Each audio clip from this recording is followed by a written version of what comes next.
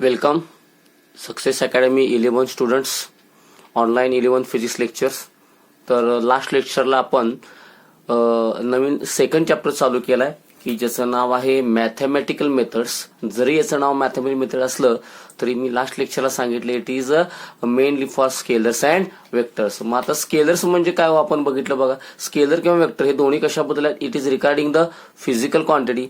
Scalar physical quantity which can be completely described किंवा completely represented by magnitude alone. लक्षात घ्या, फक्त मॅग्निट्यूडनं लक्षात घ्या ज्यांना आपण रिप्रेझेंट करू शकतो that are called as scalar quantity or scalars. For example कुठलं time, mass, length, temperature, pressure, work, energy बघा, डेन्सिटी. ह्यांना फक्त तुम्हाला त्याचं काय सांगायला लागतं, मॅग्निट्यूड सांगायला. मॅग्निट्यूड आणि युनिट सांगितलं की तुमचं काम झालं. डायरेक्शनची रिक्वायरमेंट लागत नाही. पण there are some quantities which required magnitude as well as direction. Physical quantity which can be completely represented म्हणजे त्या फिजिकल क्वांटिटीला कम्प्लिटली रिप्रेझेंट करायला आपल्याला कशाची गरज असते, magnitude as well as direction. त्यामुळं त्याला म्हणायचं वेक्टर क्वांटिटी. म्हणजे displacement, velocity, acceleration, force, torque, बरोबर आहे का. ह्या सर्व क्वांटिटीना कशाची गरज आहे, डायरेक्शनची गरज आहे. Magnitude plus direction. त्यामुळे कायम लक्षात ठेवायचं ओनली मॅग्निट्यूड स्केलर्स आणि मॅग्निट्यूड प्लस डायरेक्शन म्हणजे वेक्टर. तर वेक्टर म्हणले की कायम लक्षात ठेवायचं डायरेक्शन अँड मॅग्निट्यूड. मग आता हे वेक्टर ग्राफिकल प्रेझेंटेशन कसं करायचं. समजा ए इज अ वेक्टर असेल तर आपण त्याला ड्रॉइंग मध्ये काढत असताना लक्षात ठेवा ॲरो इज द डायरेक्शन आणि ह्या लाईनची लेंथ म्हणजे त्याची काय असते, मॅग्निट्यूड. मॅग्निट्यूड प्लस डायरेक्शन बरोबर. आणि सिम्बॉलिकली रिप्रेझेंट करताना ए बार रिप्रेझेंट करतो. बी असेल तर बी बार, सी असेल तर सी बार, पी असेल तर पी बार. बार आला तर लक्षात ठेवा डायरेक्शन आहे म्हणजे ती काय असणार आहे, वेक्टर. मला सांगा मी ए बार हा जर वेक्टर आहे असं म्हटलं तर डायरेक्शन मॅग्निट्यूड दोन्ही असणार. मग यातली जर फक्त मॅग्निट्यूड जर बाजूला काढायची झाली कारण it is combination vector has a direction as well as magnitude. मग यातलं फक्त मॅग्निट्यूड जर बाजूला करायची झाली तर आपल्याला काय करतो, एक तर मॉड्युलस द्यायचं किंवा त्याच्या डोक्यावरचा बार काढायचा. डोक्यावरचा बार जर काढला तर ती काय झाली, ओनली मॅग्निट्यूड झाली. इथंपर्यंत काय आपण शिकले, लक्षात आलं. म्हणजे बी बार हा जर वेक्टर असेल तर तो देखील रिप्रेझेंट करायला मला काय करायला लागणार आहे, डायरेक्शन आणि लेंथ. लक्षात आलं. ॲरो म्हणजे काय असणार आहे, डायरेक्शन. आणि ह्याची ह्या लाईनची लेंथ लहान असेल तर कमी, मोठी असेल तर जास्त, हे असणाऱ्याची मॅग्निट्यूड. आणि ओनली मॅग्निट्यूड पाहिजे असेल तर एकतर मॉड्युलस किंवा डोक्याचा बार काढायचा. इथंपर्यंत सगळ्यांना लक्ष आलं. ठीक आहे. आणखीन एक आता महत्वाची गोष्ट याच्यामध्ये बघा. समजा एखादा वेक्टर आहे पी बार, समजा एखादा वेक्टर आहे पी बार, तर लक्षात घ्या ही झाली याची, ही ॲरो म्हणजे याची झाली डायरेक्शन आणि ही झाली याची लेंथ म्हणजे मॅग्निट्यूड. तर हा जो पॉइंट आहे त्याला म्हणायचं it is called as starting point. लक्षात घ्या, त्यालाच काय म्हणतो आपण, इथनं सुरू होतो वेक्टर तर त्याला म्हणायचं स्टार्टिंग पॉइंट. बरं. आणि हा जो ॲरोचा पॉइंट आहे ह्याला म्हणायचं एंड पॉइंट. जो ॲरोचा पॉइंट आहे त्यालाच काय म्हणायचं, एंड पॉइंट. त्यामुळे एखादा वेक्टर लक्षात ठेवा, मी पी बार हा जर वेक्टर जर सांगितला तर ही झाली ॲरो म्हणजे काय झाली, डायरेक्शन बरोबर. आणि ही लेंथ ह्याची लाईनची लेंथ म्हणजे काय झाली, मॅग्निट्यूड. जर मॅग्निट्यूड मोठे असेल तर लेंथ जास्त येणार बरोबर. मॅग्निट्यूड लहान असेल तर लेंथ कशी येणार, कमी येणार. तर हा जो पॉइंट आहे ह्याला नेहमी काय म्हणायचं, स्टार्टिंग पॉइंट. आणि ॲरोचा पॉइंटला काय म्हणायचं, एंड पॉइंट. म्हणजे समजा मी सांगितलं की there is a vector Q bar, तर मला सांगा हा झाला Q bar, arrow is a direction, हे झाले मॅग्निट्यूड, हा झाला स्टार्टिंग पॉइंट. हा कुठला होणार, स्टार्टिंग पॉइंट होणार. आणि ह्याला काय म्हणायचं, एंड पॉइंट. याला काय म्हणायचं, एंड पॉइंट. अशा रीतीने तुम्ही वेक्टर काय करू शकताय, रिप्रेझेंट करू शकताय. लक्षात ठेवा there are many numbers of vectors. वेक्टर्सचे बरेच प्रकार आहेत पण त्याची डेफिनेशन आपल्याला परीक्षेमध्ये विचारू शकतात. तर वन बाय वन आपण बघूया टाइप्स ऑफ वेक्टर्स. तर सगळ्यात पहिला आपण बघूया झिरो वेक्टर. सगळ्यात पहिला आपण कुठला बघा, झिरो वेक्टर. याचा सिम्बॉल काय, ओ बार आहे. तुम्हाला कळलं असेल हा सिम्बॉल का घेतलाय, कारण ओ आणि झिरो एकमेकाला सारखे आहेत आणि त्याच्यावरती बार आहे म्हणजे काय झाला, वेक्टर आहे. म्हणजे नावातच आहे बघा. झिरो हा कशाबद्दल असतो, डायरेक्शन बद्दल असतो का मॅग्निट्यूड बद्दल असतो, डेफिनेटली मॅग्निट्यूड बद्दल. म्हणजे असा वेक्टर की ज्याला काय आहे, ज्याला डायरेक्शन आहे पण मॅग्निट्यूड झिरो आहे. अ वेक्टर हॅव्हिंग बरोबर आहे, a vector having particular direction. त्याला काहीतरी डायरेक्शन आहे लक्षात घ्या, पण त्याची मॅग्निट्यूड काय असणार आहे, याची मॅग्निट्यूड काय असणार आहे, झिरो असणार आहे. असा जर वेक्टर असेल त्याची मॅग्निट्यूड झिरो आहे म्हणून त्याला म्हणायचं झिरो वेक्टर. म्हणजे मला सांगा आता वेलोसिटी क्वांटिटी काय हो, वेक्टर आहे. मग समजा एखादा पार्टिकल रेस्ट पोझिशनला असेल म्हणजे तो थांबलाय, मग लक्षात ठेवा तो थांबला म्हणजे वेलोसिटी किती असणार 0. म्हणजे याला डायरेक्शन तर असणार आहे पण वेलोसिटी किती असणार आहे 0. म्हणून डेफिनेशन काय लक्षात ठेवणार, मी नंतर तुम्हाला आता सध्या ह्या डेफिनेशन मी एक्सप्लेन करणार आहे आणि नंतर त्या डेफिनेशन तुम्हाला मी पोस्ट करणार आहे याच्यामध्ये. असं प्रिंटेड नोट्स जे आहे ते तुम्हाला मी आपल्या ग्रुपमध्ये पाठवणार आहे. त्यामुळे आता फक्त रिवाइज करून फक्त लक्षात ठेवा नवीन विद्यार्थी जुने विद्यार्थी, वेक्टर हॅव्हिंग पर्टिक्युलर डायरेक्शन, त्याला काहीतरी डायरेक्शन आहे पण मॅग्निट्यूड किती असते 0च्या नावातच आहे. Such vector is called as zero vector. त्यालाच काय म्हणायचं झिरो वेक्टर म्हणायचं. सगळ्या लक्षात मी काय म्हटलं ते तर थोडक्यात वेलोसिटी ऍट रेस्ट काय असणार आहे, वेलोसिटी म्हणजे वेक्टर क्वांटिटी आहे पण रेस्ट आहे म्हणजे 0, त्याला म्हणायचं zero vector. It is represented by O bar, it is represented by O bar. It is first type, it is called zero vector. आता जो सेकंड वेक्टर आहे त्याचं नाव आहे रिझल्टंट वेक्टर. हा वेक्टर मात्र आपल्याला अत्यंत महत्वाचा आहे. It is name is the resultant vector. What is by result, मला सांगा. जेव्हा आपला रिझल्ट लागतो म्हणजे काय लागतो, एका विषयाचा लागतो का 2 विषयाचा लागतो का सगळ्यांचा मिळून लागतो. लक्षात ठेवा सगळ्यांचा मिळून कंबाइनड इफेक्ट ह्याला म्हणतो आपण रिझल्ट. तसंच त्याच्यावर शब्द आलेला आहे रिझल्टंट. मग एक तर डेफिनेटली गोष्ट आहे वेक्टर आहे बरोबर आणि तो रिझल्टंट आहे. म्हणजे if there is a number of vectors, तिथं अनेक वेक्टर जर असतील, आतापर्यंत आपण एक एक वेक्टर बघितले ए बार बी बार पी बार, पण समजा त्या ठिकाणी अनेक वेक्टर्स आहेत, मल्टिपल वेक्टर्स आहेत, नंबर ऑफ वेक्टर्स आहेत ए बार बी बार सी बार डी बार, तर त्यांचा सगळ्याच मिळून जो कंबाईन इफेक्ट देणारा जो वेक्टर आहे म्हणजे थोडक्यात वेक्टर म्हणजे मॅग्निट्यूड आणि डायरेक्शन असणार. तर लक्षात ठेवा असा अ सिंगल वेक्टर की जो सर्वांचं मिळून कंबाईन इफेक्ट देत असतो. तसा आपला मार्कशीट वर्षाची जी काय असते सर्व विषयांची कंबाईन इफेक्ट देत असते म्हणून त्याला आपण म्हणतो रिझल्ट. त्याच्यावरच रिझल्टंट वेक्टर. थोडक्यात रिझल्टंट वेक्टर हा कसा असणार आहे अ सिंगल वेक्टर. रिझल्टंट वेक्टर कसा असणार आहे अ सिंगल वेक्टर, पण तो काय करतो सगळ्यांचे मिळून एकत्र इफेक्ट देतो. अ सिंगल वेक्टर विच प्रोड्युसेस, बघा which produces the same effect, which produces the same effect as produced by all the vectors. आता इथे वेक्टर्स म्हणजे अनेक आहेत. Together, all the vectors together म्हणजे असा सिंगल वेक्टर की जो कंबाईन इफेक्ट करणार आहे, सेम इफेक्ट करणार आहे बरोबर, की जो इतर वेक्टरनी एकत्र मिळून केला असता. म्हणजे सगळ्यांचं बेसिक कॉम्बिनेशन, अनेकांचं फायनल आन्सर काय म्हणतात रिझल्टंट. त्याच्यावरून शब्द कुठला आलाय रिझल्टंट वेक्टर. तर डेफिनेटली हा वेक्टर हा सिंगल असतो. बघा अ single vector which produces the same effect as produced by all the vectors together. म्हणजे समजा माझ्याकडे एक पी बार आहे त्यानंतर क्यू बार आहे. मग समजा मी P bar plus Q bar केलं तर लक्षात ठेवा ह्यांचं काय झालं एकत्रीकरण झालं. तर ह्यांचा रिझल्टंट काहीतरी फायनल आन्सर असेल त्याला मी समजा काय म्हटलं आर बार. तर आर बार काय झाला रिझल्टंट वेक्टर झाला. कोणाचा पी बार आणि क्यू बारचा. आर बार काय झाला रिझल्टंट वेक्टर झाला. पी बार काय झालं लक्षात ठेवा पी बार प्लस क्यू बारचा आर बार काय झाला रिझल्टंट वेक्टर. म्हणून काय म्हणले आर बार कसा आहे बघा सिंगल वेक्टर आहे. अ single vector which produces the same effect as produced by all the vectors together. तिथे मी 2 दाखवले असे किती असू शकतील. सर्व वेक्टरने एकत्र जे काम केलं असतं ते रिप्रेझेंट करणारा वेक्टर म्हणजे कोण असतो रिझल्टंट वेक्टर. पहिला झाला झिरो वेक्टर, नंतर झाला रिझल्टंट वेक्टर. आता 3 नंबरचा वेक्टर बघायच्या नावातच आहे. It is called as negative vector.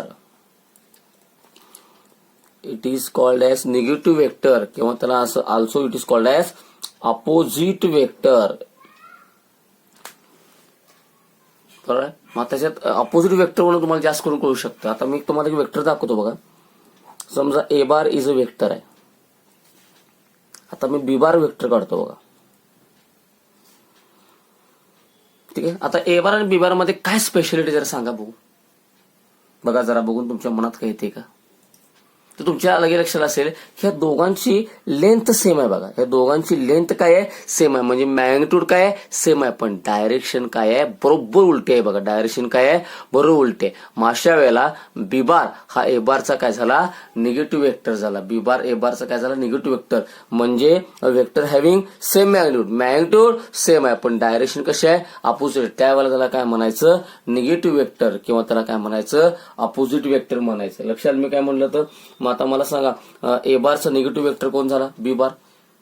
बरोबर, कारण ह्याची ए बारची आणि बी बारची मॅग्निट्यूड काय सेम आहे, फक्त डायरेक्शन काय आहे अपोजिट आहे. त्यामुळे बी बार हा ए बारचा काय झाला निगेटिव्ह वेक्टर झाला किंवा अपोजिट वेक्टर. त्यामुळे तुम्ही काय म्हणणार बघा, vector having same magnitude, magnitude same आहे बघा, सेम मॅग्निट्यूड बट अपोजिट विरुद्ध पाहिजे direction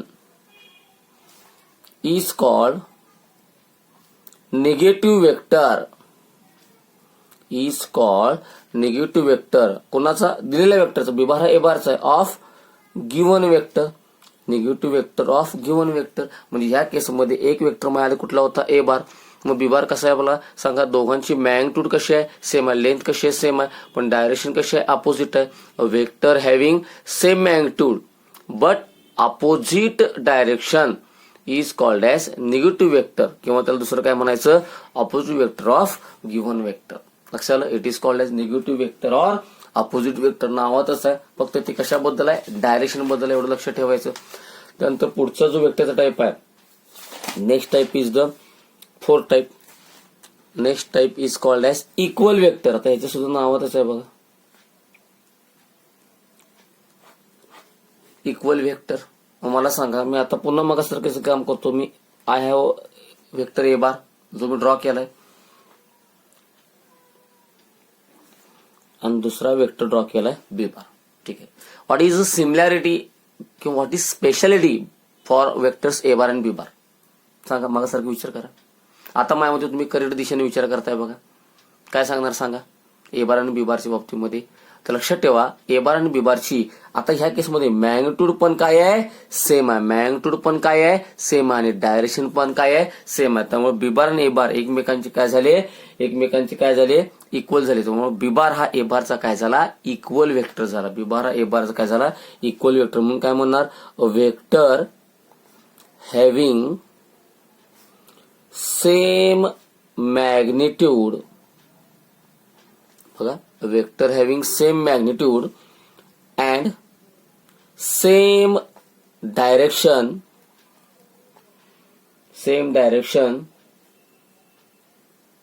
as that of given vector,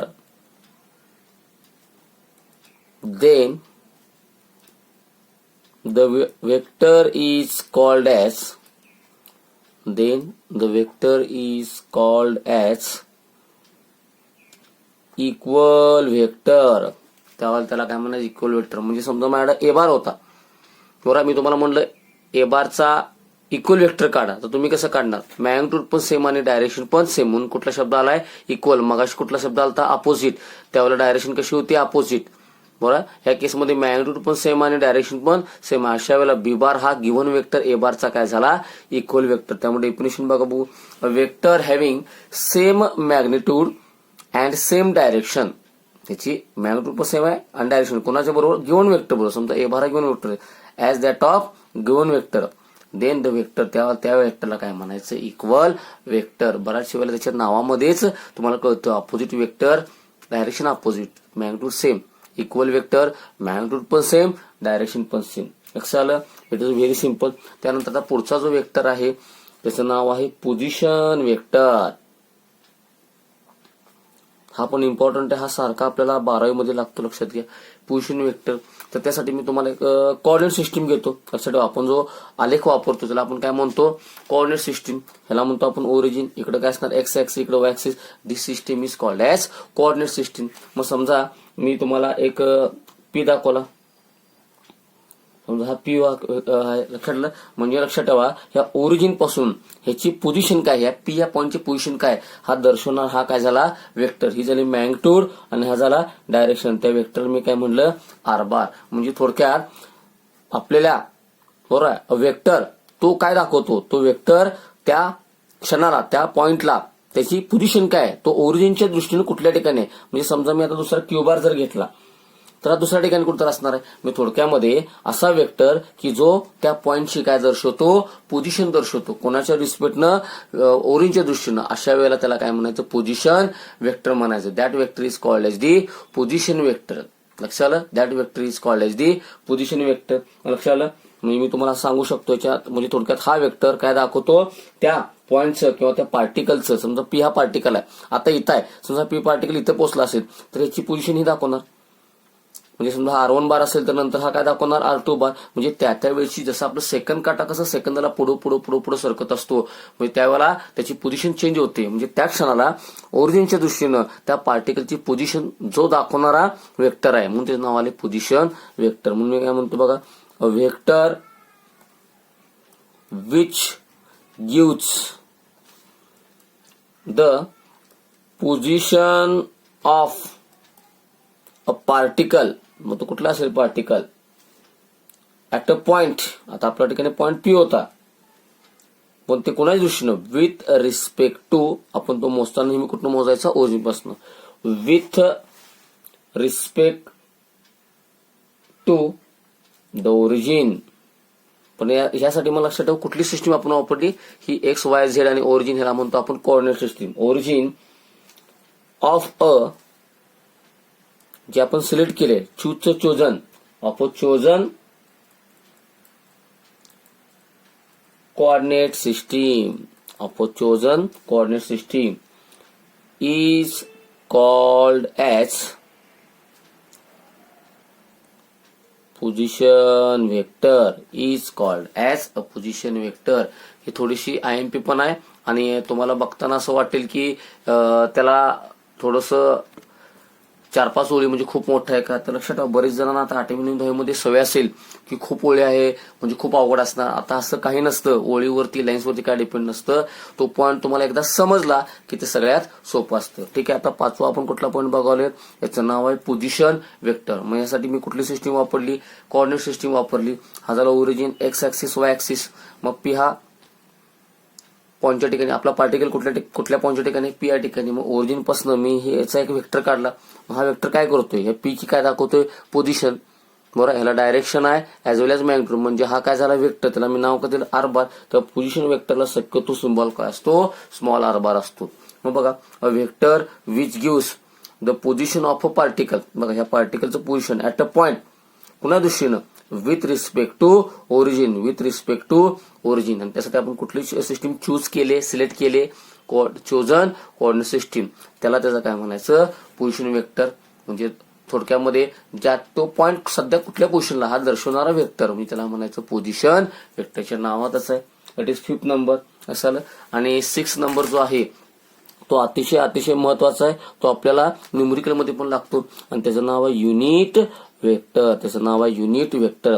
लक्षात ठेवा, युनिट वेक्टरसाठी, युनिटसाठी यू आणि वेक्टरसाठी नेहमी आपण असं बार वापरतो. लक्षात ठेवा, पण या ठिकाणी जर युनिट वेक्टर असेल तर डोक्यावरती असं ही खून करायची. लक्षात ठेवा, इट इज कॉल्ड कॅप. लक्षात, इट इज कॉल्ड कॅप. लक्षात ठेवा, याचं नाव युनिट वेक्टर. आणि जर वेक्टर युनिट वेक्टर असेल तर युनिट बद्दल यू आणि वेक्टर. आता रेग्युलर वेक्टर असेल तर आपण काय करतो, बार देतो. बघा, मगापासून आपण P bar, Q bar, R bar करतोय. पण जर युनिट वेक्टर असेल तर लक्षात ठेवा त्याच्यावरती कॅप काढायचा, असे चिन्ह काढते. त्याला म्हणतो आपण कॅप, यू कॅप, म्हणजे युनिट वेक्टर असतो. मग आता नेमकाच पहिला मी कन्सेप्ट सांगतो, मग आपण डेफिनेशन कडे जाऊया. ठीक आहे. तर आता बघा, या ठिकाणी एक आपण वेक्टर घेऊया. वेक्टरचं नाव आता आपण घेऊया, समजा M bar is a vector. काय नाव घेऊ, M bar is a vector. मग मी तो ड्रॉ केला, M bar is a vector. Vector draw केला बघा मी. मग लक्षात ठेवा, ही झाली याची डायरेक्शन आणि ही लेंथ म्हणजे काय झालं, मॅग्निट्यूड. समजा ही 7 युनिट आहे असं आपण समजूया बरं का, ही 7 युनिट आहे. मग ह्यातलं मला आता फक्त 1 युनिट पाहिजे आहे. 1 युनिट म्हणजे केवढा, आता 7 तुकडे आहेत, म्हणजे 1 युनिट म्हणजे एवढंच असणार आहे. 1 युनिट म्हणजे एवढंच असणार आहे. बरोबर आहे. लक्षात ठेवा, ह्यालाच त्याचा काय म्हणायचं, युनिट वेक्टर. आता युनिट बद्दल यू कोणाचा, एमचा, आणि मगाशी मी सांगितलं डोक्यावरती काय पाहिजे, कॅप पाहिजे. म्हणजे लक्षात ठेवा, तर ह्यालाच काय म्हणायचं, युनिट वेक्टर म्हणायचं. तर ह्या वेक्टरला काय म्हणायचं, युनिट वेक्टर. म्हणजे नेमकं काय केलं, तर हा मोठा वेक्टर होता. मग 7 असेल, 70 असेल, किती असेल, पण त्याची मी मॅग्निट्यूड किती घेतली, 1 युनिट घेतली. त्याची मॅग्निट्यूड घेतली, युनिट घेतली. म्हणजे थोडक्यात वेक्टर हॅव्हिंग युनिट मॅग्निट्यूड, 1च्या पट्टीमध्ये, याला म्हणतो आपण युनिट. म्हणजे लक्षात ठेवा, ह्या टोटलला मी 7 युनिट होतं, ह्याला मी युनिट वेक्टर म्हटलं नाही, पण त्यातलं मी 1च्या पट्टीत घेतलं, 1 युनिट. वेक्टर डायरेक्शन दोघांची कशी आहे बघा, सेम आहे, फक्त मॅग्निट्यूड मध्ये फरक आहे. ज्याची मॅग्निट्यूड कशी असते, 1च्या पट्टीत असते, म्हणजे काय असते, युनिट असते. त्यालाच त्याचं काय म्हणायचं, युनिट वेक्टर. म्हणजे डेफिनेशन किती आहे बघा, वेक्टर हॅव्हिंग, काय सांगणार सांगा, वेक्टर हॅव्हिंग युनिट मॅग्निट्यूड, त्याची मॅग्निट्यूड 1च्या पट्टीत घ्यायची, लक्षात ठेवा. मग मी काय केलं, त्याची मॅग्निट्यूड काय केलं, 1च्या पट्टीत. वेक्टर हॅव्हिंग 1च्या पट्टीत म्हणजे युनिट.